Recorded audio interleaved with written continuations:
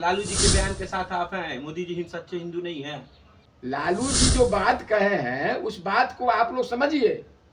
और सनातन धर्म में जो कर्म करने की जो व्यवस्था प्रावधान है उसको पूरा करता है। नरेंद्र मोदी जी की मां की देहांत होने के बाद में उन्होंने सनातन धर्म के अनुसार और हिंदू धर्म के अनुसार जो कर्म करना चाहिए था वो कर्म नहीं किए। ब्राह्मण भोजन कराए थे क्या? ब्राह्मण भोजन करवाए थे? आपको नहीं बुलाया गया था? एक भी ब्राह्मण बाल नहीं छिलवाए थे, वो न दाढ़ी बनवाए थे। कैसे समझेंगे कि वो हिंदू धर्म के कट्टर समर्थक रक्षक है? और उनकी माँ का जब देहांत हो गया तो दाह संस्कार में शामिल हुए कि नहीं हुए, कंधा दिए कि नहीं दिए, वो देश की जनता तो नहीं देखा। बाल तो छिलाए कि नहीं छिलाए तो देश की जनता तो देखी कि आपने बाल तो नहीं छिलाया है, दाढ़ी नहीं छिलाया। लालू प्रसाद यादव जी का कहना यही था। आदाब सलाम, मैं अफजाल अहमद और मेरे साथ अभी मौजूद हैं मनोज भारती जी, कांग्रेस के नेता हैं और बेबाकी से अपनी बात रखते हैं। बिहार में क्या कुछ चल रहा है महागठबंधन के साथ, कुछ जानने की कोशिश करते हैं। सर, आपका बहुत बहुत स्वागत है। आपको बहुत बहुत धन्यवाद, आपके चैनल को भी धन्यवाद और आपके चैनल के माध्यम से जितने लोग देख रहे हैं सभी बंधु भाइयों को नमस्कार, प्रणाम, सलाम, आदाब। सर, बिहार में आपका महागठबंधन चल रहा है और एक सीट सुनने में आ रहा था एमएलसी में कांग्रेस जा रही है। कहाँ बाहर निकाल दिया गया है? लगता है कि आपको आज न्यूज मिल गया तब चले आए। महागठबंधन की सरकार थी और महागठबंधन आज हमारे यहाँ इंडिया गठबंधन अटूट है। तो नीतीश कुमार जी के जाने के बाद महागठबंधन से अलग होने के बाद वामपंथ, कांग्रेस और राजद, तभी सवाल हमसे जो पूछ रहे हैं, पार्लियामेंट का जो राज्यसभा का चुनाव हुआ था, राज्यसभा का निर्विरोध चुनाव हुआ, उसमें तो कांग्रेस पार्टी का हमारे प्रदेश अध्यक्ष माननीय अखिलेश प्रसाद सिंह जी राज्यसभा गए हैं। उसमें वामपंथ का भी सहयोग न था, राष्ट्रीय जनता दल का भी सहयोग न था, यानी इंडिया गठबंधन का, महागठबंधन का सहयोग था। तो राज्यसभा तो हम चले गए, राज्यसभा वहाँ गए तो विधान परिषद हमारे गठबंधन के लोग को माले कि हमारे धीरेन्द्र झा जी की धर्मपत्नी शशि यादव जी को मिला है। इसमें आउट होने की क्या सवाल है? महागठबंधन तो मिला जुला कर सबको न शेयर दीजिएगा। महागठबंधन में आरजेडी कोटा से 2 आदमी चले गए, मनोज झा जी, संजय यादव जी, 2 सांसद चले गए। अखिलेश प्रसाद सिंह जी वो कांग्रेस कोटा से चले गए। तो वामपंथ वाले को भी, लाल झंडे वाले को भी 16 विधायक है ना, उनकी भी कुछ बनता है ना कर्तव्य। कहा जा रहा है महागठबंधन से आपको निकाल के फेंक दिया गया, कांग्रेस का वैल्यू नहीं है बिहार में, इसलिए। कौन कहता है? बीजेपी वाला कह रहा है। बीजेपी की बात आप मानते हैं? बीजेपी अपनी चिंता करे ना। आप ही मालूम है ना, पवन सिंह जो भोजपुरी हीरो है, सुपरस्टार है, असल सोचे टिकट मिला ना, घोषणा हुआ ना, फर्स्ट सूची जारी हुआ ना, पहला विकेट गिरा है बीजेपी का। तो निजी कारणों से आप लोग खाली मीडिया वाले यही बोलते बोलते तो नरेंद्र मोदी जी को काम कुछ नहीं है, आज जिताते हैं। आसनसोल से फर्स्ट लिस्ट जो जारी हुआ 195 के 190 कितना का, उसमें भारतीय जनता पार्टी का प्रत्याशी घोषित किया गया न संजय पवन सिंह जी को। तो पवन सिंह जी क्या बोले, वो क्या कहेंगे? उनको चुनाव लड़ना नहीं था, वो देखिए हम हार जाएंगे वहाँ पर। ममता बनर्जी, कांग्रेस वामपंथी का गठबंधन है, शत्रुघ्न सिन्हा जी सुपरस्टार है, तो वहाँ कैसे टिक पाते? तो उन्होंने कह दिया कि हम चुनाव नहीं लड़ेंगे, टिकट वापस कर दिया जा करके।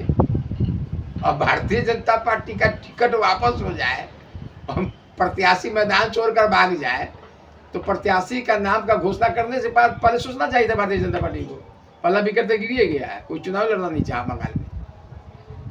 आप लोग जो डर से स्मृति ईरानी को का फील्ड छोड़ दिया है अमेठी में, आपसे हम पूछते हैं कि पहली सूची कल जारी हुई है 39 लोगों का, बड़े बड़े दिग्गज लोग हैं।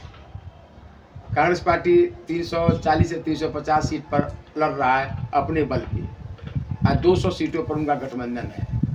तो कांग्रेस पार्टी ने पहली बार अपनी घोषणा की हुई है कि जहाँ पर हम सत्ता में हैं, जिन राज्यों में, और जिन राज्यों में हम विपक्ष की भूमिका निभा रहे हैं, वहाँ अपने स्वयं अपने बल पर लड़ेंगे। और जहाँ पर हमारी सरकार नहीं है तो वहाँ गठबंधन में हम 200 सीट पर लड़ रहे हैं। तो आपका प्रश्न है कि स्मृति ईरानी जी कहाँ से एमपी बनी हुई है? अमेठी से बनी हुई है। तो क्या उत्तर प्रदेश का कांग्रेस पार्टी का, हमारी पार्टी का सूची जारी हो गया, प्रत्याशी का सूची जारी हो गया, सभी प्रत्याशी का नाम घोषणा हो गया? आप कह रहे हैं कि 2 सीट पर राहुल गांधी लड़ेंगे, अमेठी आएंगे राहुल गांधी? अवश्य लड़ेंगे अमेठी। राहुल गांधी जी, राजीव जी, इंदिरा जी, नेहरू जी, उन लोग का अपना वो गढ़ है, वो कभी वहाँ हारे हैं। स्मृति ईरानी वो धोखाधाकी में जीत के चली गई। 5 रुपये चीनी दे देंगे, 6 रुपये मीठा दे देंगे, गुड़ दे देंगे। 5 रुपये चीनी आया, लोगों को मिला, गुड़ मीठा मिला। जनता पूछ रही है, स्मृति ईरानी अपना जगह खोज रही है। मात्र 37% वोट जो है भारतीय जनता पार्टी को 2019 के लोकसभा चुनाव में मिला था, उससे 2014 कुछ कम मिला था। 285, 90, 399 में सीट था। और 2019 में जो चुनाव लोकसभा का हुआ उसमें भारतीय जनता पार्टी को 303 पार हुआ, 303 सीट मिल गया। वोट प्रतिशत 37% हुआ। तो 100 में से 37 को घटा देते तो 63 हुआ। तो 63% वोट तो आज विपक्ष के पास में है। तो उत्तर प्रदेश की बात आप कह रहे हैं कि खाता नहीं खोलने देंगे। उत्तर प्रदेश में हम सभी लोग मिलकर लड़ लेंगे, वामपंथ लड़ लेंगे, जो कांग्रेस करते हैं, लाल झंडा वाले। लाल झंडा वाले 3 पार्टी हैं, वो सब वामपंथ है। तो वामपंथी को और हमारे समाजवादी पार्टी और कांग्रेस, ये सब मिलकर लड़ेंगे। तो 63% वोट तो मेरे ही पास में है, यानी विपक्ष के पास में, इंडिया गठबंधन के पास में है। तो 37% वाले दवा कैसे करते, खाता नहीं खोलने देंगे? 37% वाले तब जीत जाते हैं कि जब हमें 63% वोट बढ़ जाता है। सब विरोधी एक हो जाएंगे तो कहाँ से जीत पाएंगे? खाता खुलेगा? कैलकुलेटर वाला जो हिसाब किताब है ना, सिर्फ वीडियो में रह जाता है। बुआ भतीजा एक होकर के बीजेपी को रोक नहीं सकी, फिर आप कैसे रोकिएगा? अरे बुआ भतीजा मिलकर के एक नहीं रोकी तो आप तो समय स्थिति परिस्थिति चिन्ह होता है। पहले भारतीय जनता पार्टी से लोगों को बड़ी उम्मीदें थी। क्या उम्मीदें थी? एक बात, 2014 के जो वादा किए वो पूरा नहीं किए। 2019 में भी आए तो 2019 में कहे कि हम ये करेंगे, वो करेंगे, बुलेट ट्रेन चला देंगे, स्मार्ट सिटी बना देंगे, 2022 तक एक भी देश के अंदर कच्चा मकान नहीं रहेगा, सब पक्का मकान बन जाएगा, 2 करोड़ नौजवान को रोजगार दे देंगे। ये सब वादा किए। 2022 तक पूरा करने की बात किए थे कि भारत विकसित देश बन जाएगा, जो विकासशील देश है। आज हम आपसे पूछ रहे हैं कि आज भारत विकसित देश हुआ कि विकासशील देश है? आज तक भारत विकसित देश अभी तक नहीं हुआ है। पहले हम लोग अर्थशास्त्र में पढ़ते थे, इकोनॉमिक्स में पढ़ते थे कि भारत की अर्थव्यवस्था अल्प विकसित अर्थव्यवस्था है। अब हम लिखने लगे भारत विकासशील देश है, माने विकास की तरफ बढ़ रहा है। अमेरिका हम नहीं बन पाए हैं, और कुछ दिनों के बाद में भारत विकसित देश हो जाएगा। लेकिन भारतीय जनता पार्टी 10 साल से है, 10 साल में भारत विकसित देश क्यों नहीं बना दिए? विकासशील, अभी विकासशील हम लिखते हैं तो विकासशील तो कांग्रेस ने बनाया था। कांग्रेस ने सब दिनों तक शासन किया, देश पर राज किया।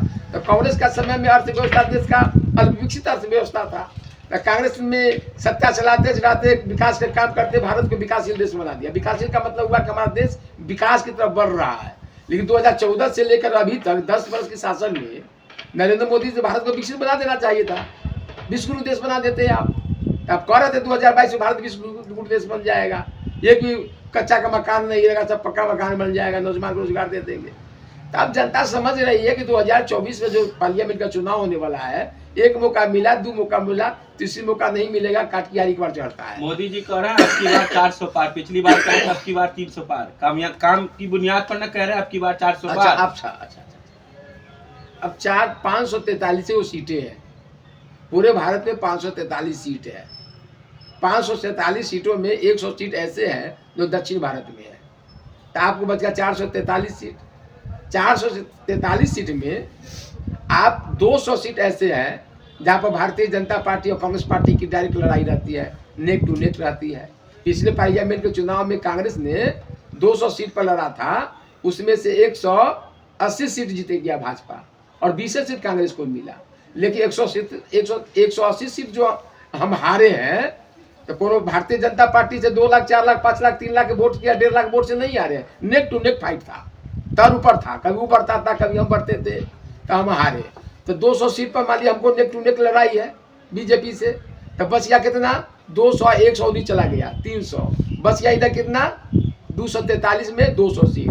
200 सीट ऐसे है पूरे भारत में, जैसे वेस्ट बंगाल है, उत्तर प्रदेश है, महाराष्ट्र है, बिहार है, झारखंड है, जहां पर क्षेत्रीय पार्टी से लड़ना पड़ेगा भारतीय जनता पार्टी को। 400 पार कहां से हो जाएगा?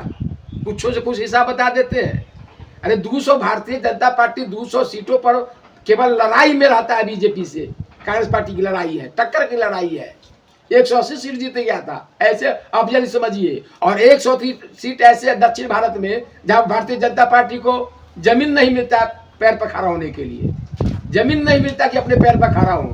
तो 300 सीट चली ही गया, अब बच गया 243। 243 सीट में से 200 सीट ऐसे उत्तर प्रदेश की 80 सीट है, 48 को महाराष्ट्र में है, बंगाल में 42 हुए है, बिहार में 40 हुए है, झारखंड में 14 वो है। आप हमको बताइए, जो क्षेत्रीय पार्टी जहां लड़ रहा है बीजेपी से, अच्छा बीजेपी को हराता है क्षेत्रीय पार्टी, और जो क्षेत्रीय पार्टी हमारे साथ गठबंधन में है, तो कौन हिसाब मैथमेटिक्स से बता देते 400 पार कर जाएंगे? 400 कभी नहीं पाए, 230-32 नहीं पूरा पाएंगे, इनकी सरकार नहीं बनेगी इस बार। कौन हिसाब से गारंटी दे रहे हैं वीडियो में? 100% लिखवा लीजिए, अगर 404 पार कर जाएंगे भारतीय जनता पार्टी, तब राजनीति करना छोड़ देंगे। मोदी जी सत्ता में नहीं आ रहे हैं 24 मोदी जी में, कहां से सत्ता में आएंगे?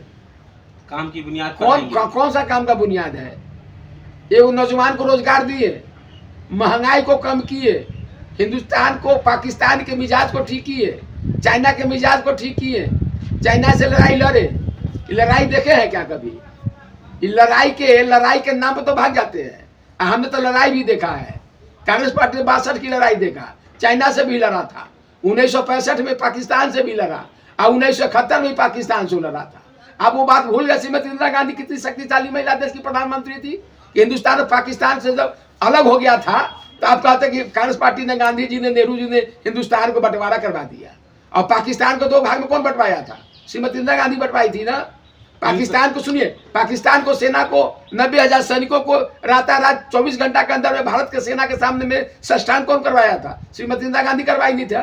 तो भारतीय जनता पार्टी के लोग भूल रहे हैं क्या? भारतीय जनता पार्टी ने क्या किया है? 370 हटा दिया, राम मंदिर बना दिया। अरे अच्छा हमको आप बताइए, राम मंदिर बनाया तो राम मंदिर तब भर भी पूजा करते हैं। शिवरात्रि कल था, कल भी पूजा किए थे, आज भी पूजा करने गए, 24 घंटा घर में पूजा करते हैं, रामायण पढ़ते हैं, महाभारत पढ़ते हैं, गीता पढ़ते हैं, सारी धर्म ग्रंथ की किताब पढ़ते हैं।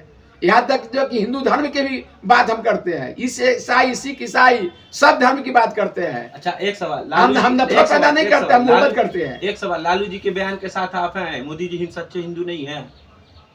अरे मोदी जी सच्चे हिंदू हैं या नहीं है, कौन सच्चे हिंदू है, हिंदू नहीं है, वो तो अपने कर्म से पता चलता है ना। लालू जी जो बात कहे हैं उस बात को आप लोग समझिए। लालू जी कहते हैं कि नरेंद्र मोदी जी हिंदू अगर बहु सनातन धर्म को मानने वाले सनातनी होते, हिंदू का ढोगोरा पीटते हैं, तो हिंदू धर्म में लिखा हुआ है कि अगर किसी का माता पिता का देहांत हो जाता है और हिंदू धर्म को मानने वाले हैं, तो 13-12 दिन वो अपने माता पिता के मरने के बाद उत्तरी जो होता है गला में रखता है। और सनातन धर्म में जो कर्म करने की जो व्यवस्था प्रावधान है उसको पूरा करता है। नरेंद्र मोदी जी की मां की देहांत होने के बाद में उन्होंने सनातन धर्म के अनुसार और हिंदू धर्म के अनुसार जो कर्म करना चाहिए था वो कर्म नहीं किए। ब्राह्मण भोजन कराए थे क्या? ब्राह्मण भोजन करवाए थे? आपको नहीं बुलाया गया था? एक भी ब्राह्मण बाल नहीं छिलवाए थे, वो न दाढ़ी बनवाए थे। कैसे समझेंगे कि वो हिंदू धर्म के कट्टर समर्थक रक्षक है? हिंदू धर्म का रक्षक कब आप बनिएगा?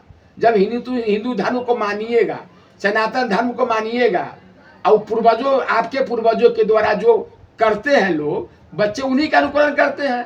तो उनके माता जी का देहांत, तो माता जी जब जीवित थी तो पैर धो के चरामृत पीते थे, और उनकी माँ का जब देहांत हो गया तो दाह संस्कार में शामिल हुए कि नहीं हुए, कंधा दिए कि नहीं दिए, वो देश की जनता तो नहीं देखा।